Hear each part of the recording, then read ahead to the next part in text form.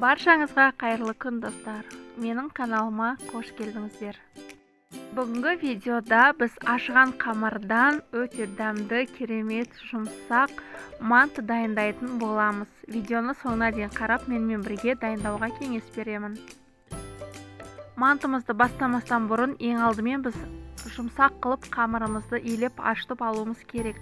Бізге ол үшін ең алдымен суға тұзды салып жақсылап ертіп аламыз, жылы суға. Және де мен ашытқымызды ұнның үстіне бірден салып, қамыр илеп, жұмсақ қамыр илейтін боламыз.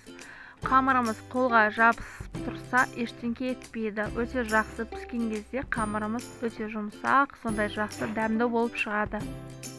Қамырымызды илеген кезде 1-2 ас қасық майонез қосып жіберулеріңізге де болады. Піскен кезде өте сондай бізде қамырларымыз пышный, жұмсақ болып шығатын болады. Қамырымызды илеп болдым, достар, көріп тұрғандарыңыздай. Енді осы қамырымызды жақсылап бір ыдысқа салып, бетін жауып, жылы жерге көтерілгенше шамамен 1 сағатқа 40 минутқа қоятын боламыз. Осы қамырды салатын ыдыстың ішін жақсылап майлап аламын. Себебі қамырларымыз өте жұмсақ. Біздің қамырымыз жақсылап көтерілгенше мен мантының ішіне қосатын салмасын дайындап турап алатын боламын. Салмасы әрине өздеріңіздің қалауларыңызша.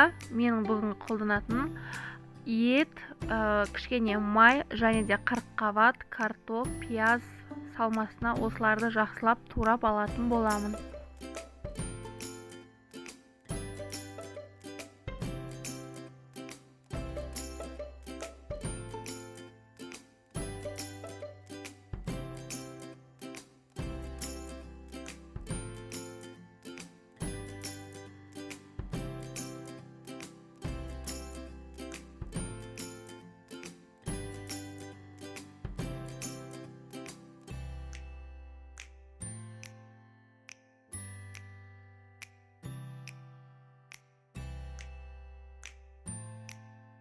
Мінеке достар, көріп тұрғандарыңыздай салмасын толығымен турап болдым.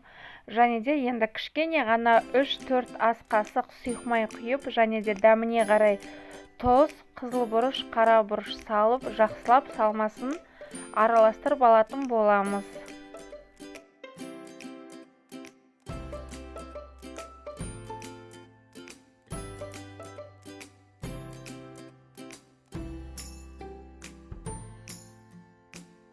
Салмасын турап болғанша, міне біздің қамырымыз көтеріліп дайын болып тұр. Енді осы қамырымызды алып, жайып алатын боламыз. Қалыңдығын әрине видеода көрсетіп отыратын боламын. Егерде қамыр қолдарыңызға жабысып жатса, кішкене ұн сеуіп жіберуге әрине болады, ештеңе етпейді.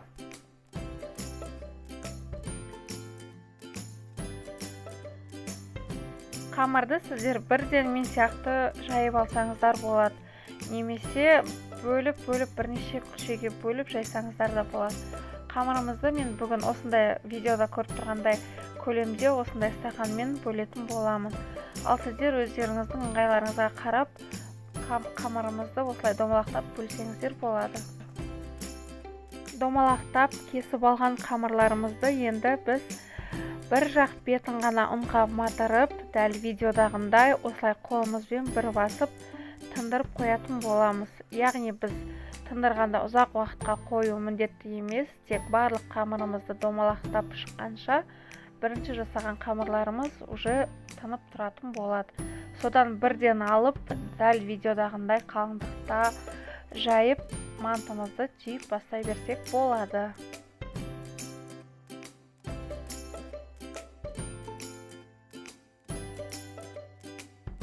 Мантымызды түйген кезде алдымен біз 2 саусағымызбен шетінен қысып ұстаймыз да, және де ары қарай сол 2 саусағымызбен жинап отырып, дәл видеодағындай түйетін боламыз. Осылайша барлық мантыларымызды түйіп шығатын боламыз.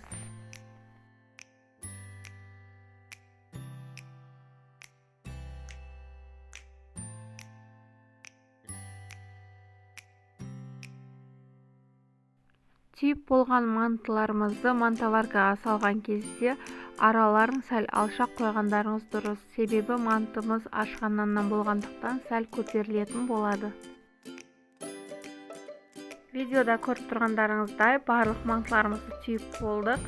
Енді осы мантымызды қайнап тұрған суға 35-40 минутқа қоятын боламыз. Осымен біздің мантымыз дайын. Мантыларымыз өте жұмсақ және де дәмді болып шығады. Барлықтарыңызға дайындап көруге кеңес беремін. Баршаңызға ас болсын.